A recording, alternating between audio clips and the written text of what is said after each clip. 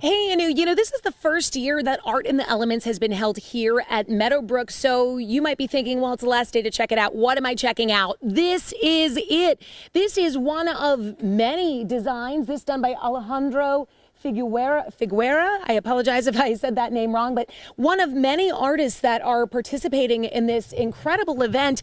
And it's really cool because you get to walk down a path and discover friends like Alice. Hey. Alice actually helped curate, really was in charge of curating, finding these artists and helping make all of this happen. How many artists are involved in this?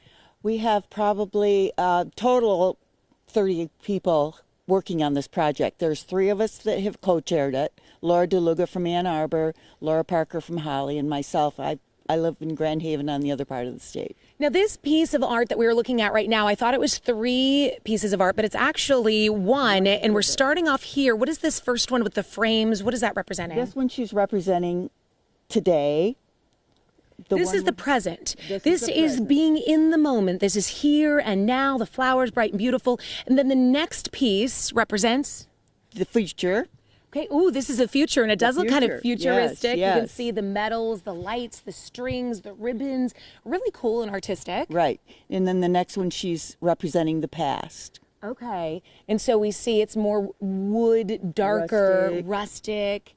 Really incredible. This is clearly very fantastical and very creative and artistic, but I think people could probably walk through here and get ideas of things they could even do in their own home. I mean, I'm, looking at some of these things thinking, wow, it would be really neat to be able to do that in my backyard if I had people over. Art. Yes, be good in your garden. I think another thing that people see are different varieties of natural materials, of flowers, and sometimes they'll even get different ideas on color combinations and so forth. Yeah, and even, I know as Mike is making his way back through this path, so this is one of the really neat things, that this is both indoor and outdoors. So it is a beautiful day out. You can actually walk along the path from exhibit to exhibit, and there are dozens of these exhibits to discover and find as you're walking outside on the path, over the bridge. And meanwhile, as Mike is making his way back here to the path, we are looking at these frames and these flowers, the outdoor and indoor elements.